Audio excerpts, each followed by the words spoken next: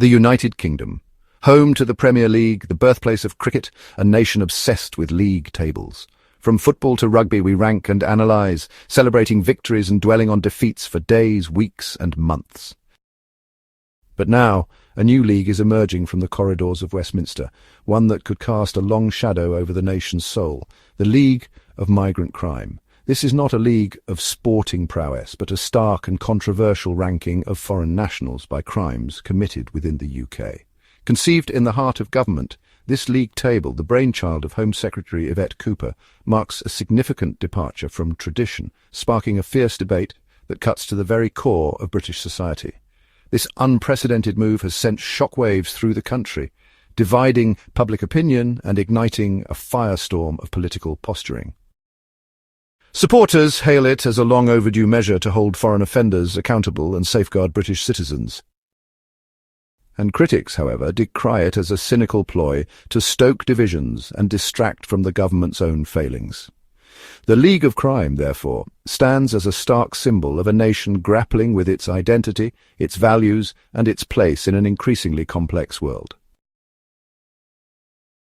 At the heart of this contentious league table lie stark statistics that paint a troubling picture. The number of foreign nationals awaiting deportation has been steadily rising, reaching a staggering 70,907 by the end of 2024. This figure represents a significant jump from 17,907 in July 2023 and a worrying trend that has alarmed policymakers and the public alike. These individuals, hailing from various corners of the globe, find themselves entangled in a bureaucratic web of legal proceedings and logistical hurdles that often delay their removal from the UK. The reasons for their presence in the country are diverse, ranging from visa overstays to criminal convictions, but their common thread is an uncertain legal status that leaves many in limbo, repeating over and over again. The government, armed with this data, argues that the league table is essential for transparency and accountability. By shining a light on the nationalities most represented among foreign offenders, they aim to streamline deportation processes and ensure that those who pose a threat to British society are swiftly removed. However, critics counter that these figures tell only a partial story, masking the complex realities of immigration and crime in the UK. They point out that the vast majority of crimes in the UK, a staggering 85% according to official statistics, are committed by British nationals.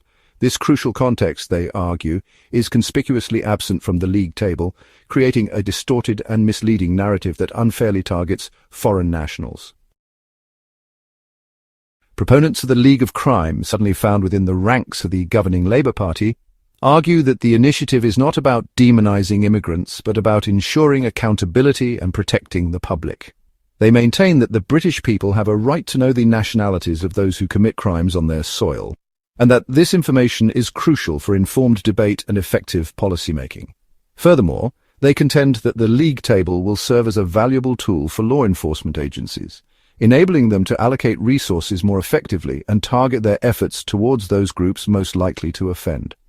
By identifying trends and patterns in criminal activity, the government hopes to develop targeted interventions and prevention strategies that address the root causes of crime within specific communities. Transparency, they argue, is paramount in a democratic society, and the League of Crime is a bold step towards greater openness and accountability. By making this information readily available, the government aims to empower citizens, foster trust in the criminal justice system, and ultimately create a safer society for all. However, this emphasis on transparency and public safety has done little to quell the concerns of those who view the league table as a dangerous and divisive measure. They argue that the government's rhetoric, while ostensibly focused on accountability, masks a more insidious agenda to appease anti-immigration sentiment and shore up support among voters increasingly drawn to the far right. Fanning the flames of fear, the critics speak out. Critics of the League of Crime, a diverse coalition of human rights groups, academics, and opposition politicians, argue that the initiative is not about transparency or accountability, but about fueling divisions and scapegoating already marginalized communities.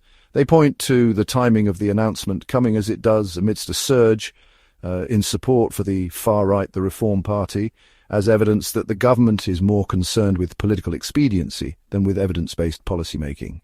They argue that the league table, by focusing solely on the nationality of offenders, ignores the complex socio-economic factors that contribute to crime, such as poverty, inequality, and lack of opportunity. By reducing individuals to their national origin, the government risks creating a climate of fear and suspicion that will make it even harder for immigrants to integrate into British society. Furthermore, critics warn that the league table could have a chilling effect on skilled immigration to the UK. A leaked government report revealed that negative rhetoric surrounding immigration is already deterring highly skilled professionals from choosing the UK as their destination. The League of Crime, they argue, will only exacerbate this trend, depriving the British economy of much-needed talent and innovation. The government's assurances that the league table is not intended to stigmatise entire communities ring hollow for those who see it as the latest in a long line of policies designed to appease anti-immigration sentiment. They argue that the real solution to crime lies not in scapegoating immigrants, but in addressing the underlying social and economic inequalities that create the conditions for crime to flourish. So there you have it. What do you make of this new league table for migrant crime? And just before you go, please like and subscribe. Thanks for watching and see you soon.